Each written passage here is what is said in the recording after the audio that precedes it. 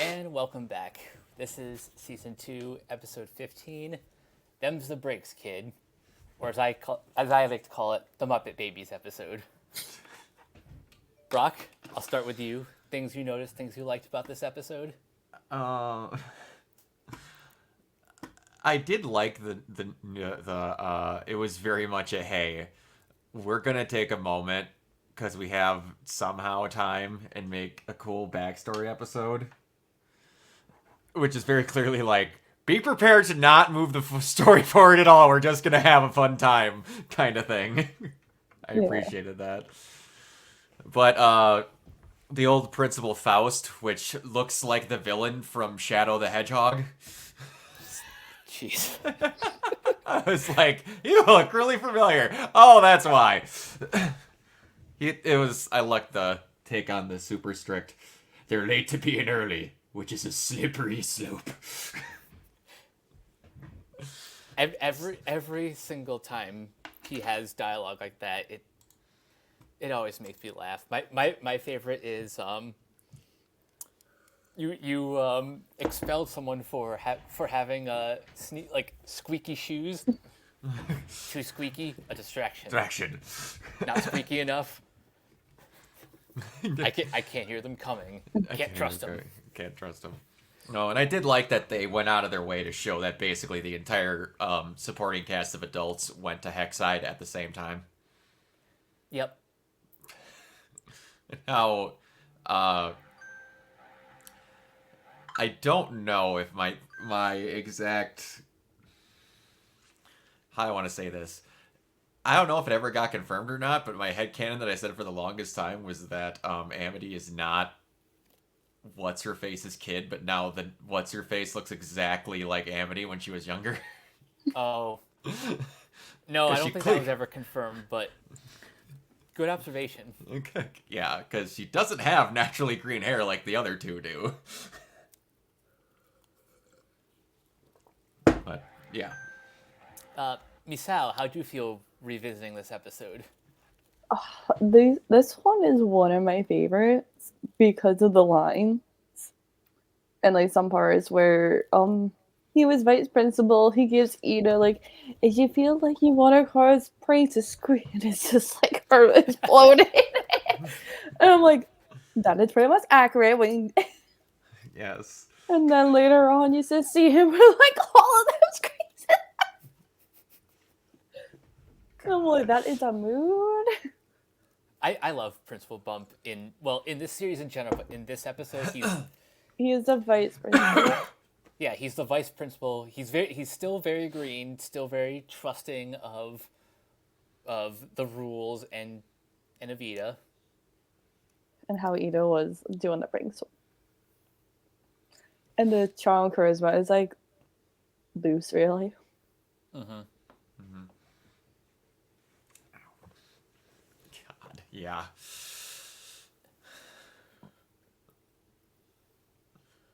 One thing I also really liked was this is pretty much making fun of like all these extracurricular activities that basically we did it like in gym class, the trust falls and all Yes. of those other stuff.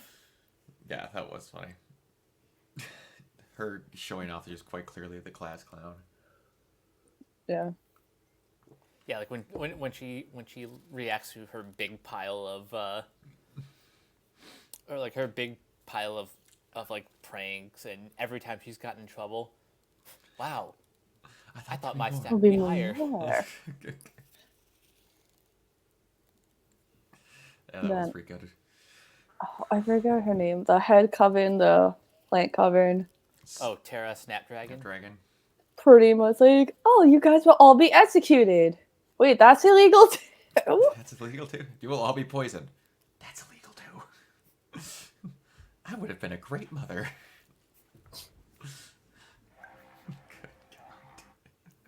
She did have a lot of plant puns in this episode. Yes.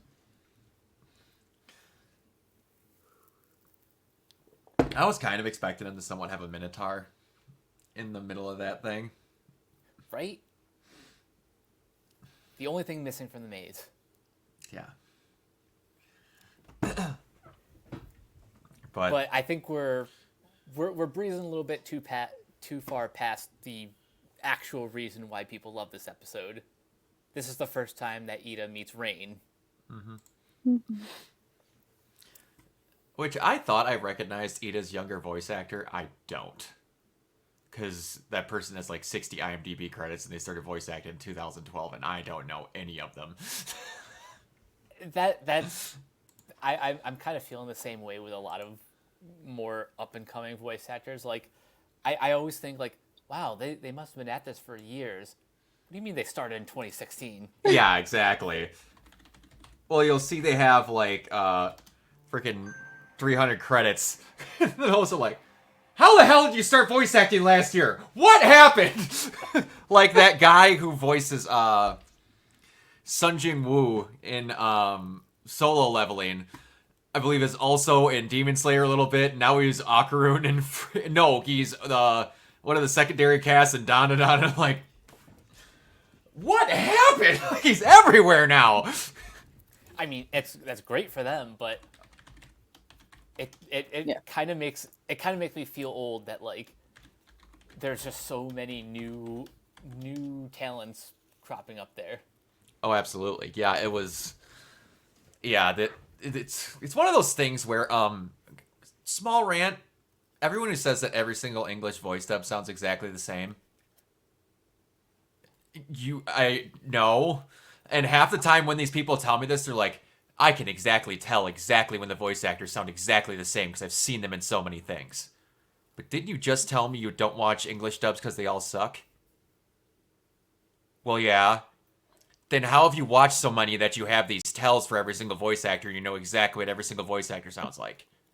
Because I watch really bad YouTube clips that people pick out purposely just to try and put this forward because I don't know myself. Thank you! I'm glad we discussed it. Okay. Like, I just remember like there was like a time period where like Funimation English sub anime, it was like low-key the same 5 voice actors and everything. Okay. That is one thing I will tell you. Was like, it was a specific time period, and then like back in like never 2000 again. Back in like when Funimation first started, when they the had 90s. Yeah, they only held the same 5 people.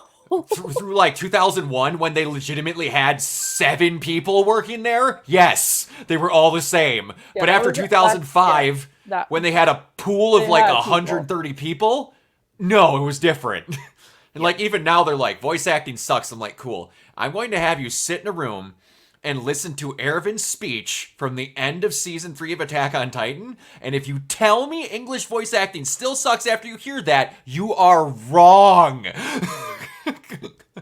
Sorry, you're just factually incorrect.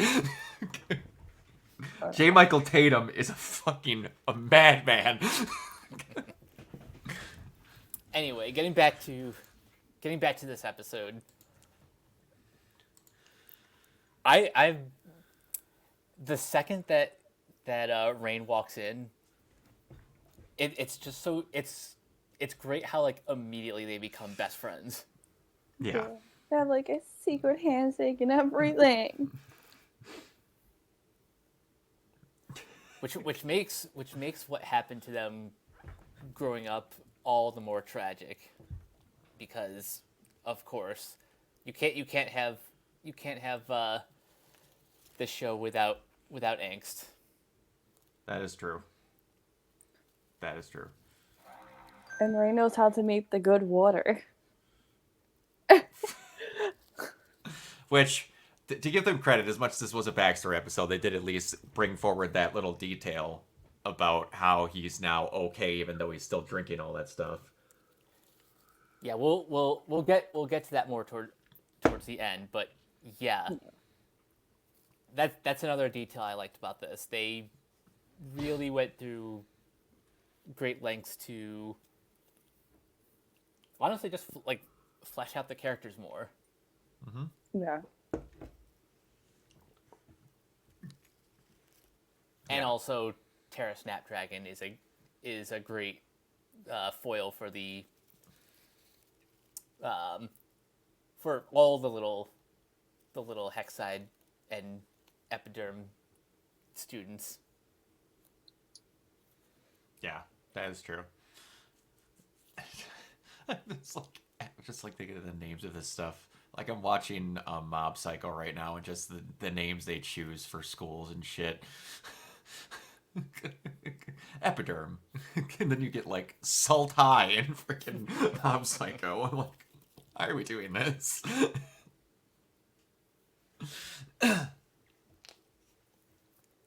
So about the ending, it is revealed that Rain was not hypnotized after all. That they had full control of their memories and all of that. Well, Yeah. here's the thing, though: is he in control now, or was he the whole time?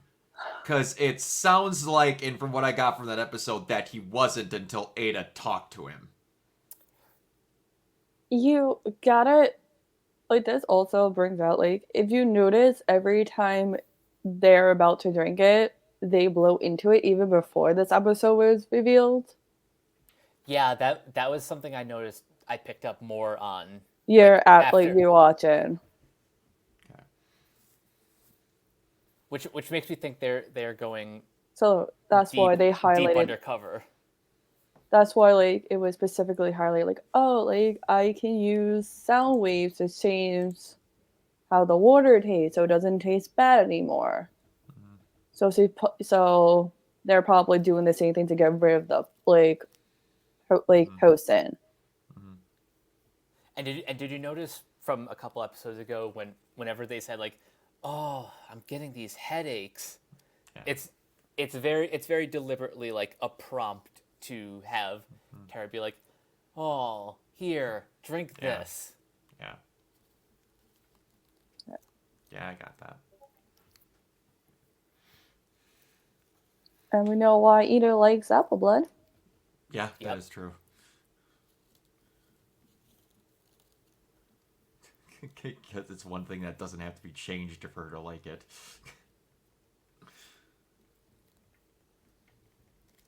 And apple blood is a kid's drink. I think that's what makes her obsession with apple blood as an adult even funnier. Mm-hmm. It's like me when I still get Sunny D every now and then from the grocery store. Shut up, I'm an adult. I'm an adult. I still want that little apple juice. Yes. I still want Capri Sun. Shut up. They taste better. Even I'm though an it adult. takes I still rough- get the Happy Meal with a little milk in it. Even though now it takes like a half of a full drink to actually take out a full Capri Sun. And do you still blow into it and then smush it to make it look like it's... Yes, I still do. I'm a child, I will never not be. You have like a carton of milk in a store, you blow the bubbles. Yes, it's necessary. We're all adults here. We are. Not much to say about this episode, which is a good thing because the next one gets heavy. Oh, I can imagine. Oh, what's the name of the episode? It's that one. We're up to that! Oh boy! Oh boy! Buckle up because we're gonna get off the rails! So, until next time, Misao, where can everyone find you online? You can find me on Twitter and Blue Sky at Kibalo. Oh, before we go anywhere, Oh, I didn't do it. are we gonna put another we'll get to that later at them discussing that it's a giant draining spell? Not that I've mentioned anything like that before. I don't know that was your plan to like gloss over it, but we were so close, question mark. We'll get to that. Is that what you're gonna tell me? well, I don't no, know we- if no, that we was lit- your we lit- plan, we literally- but damn. We literally will get to that. I only didn't bring it up because it was so at the end of this episode that there wasn't really much time to dive into it. Okay. I'm say no. Okay. No, that's fun. I'm not the host here. But yes, we will get to that. Of course. Misao? Well, anyways, since we'll get back to everything later on because we like to put a pin and stuff in this series so far, you can find me on Twitter or Blue Sky at Kibolo028. And Brock? You can find me everywhere at Organoid Zero, everywhere, mostly on Twitch and YouTube. And you guys can find me on various social media sites at Captain K42. You can check out my quick thoughts on letterboxd.com/CoachK42. And you can follow Renegade Pop Culture on Facebook and Blue Sky at Ren Pop Culture. You can also find us here on YouTube, on Podchaser. Consider supporting our Patreon at patreon.com/Renegade Pop Culture. Listen to all of our podcasts on Spotify, Apple Podcasts, or wherever you listen. And last but not least, everything can be found at renegadepopculture.com. You can escape, so do we. And until next time, Bye! bye!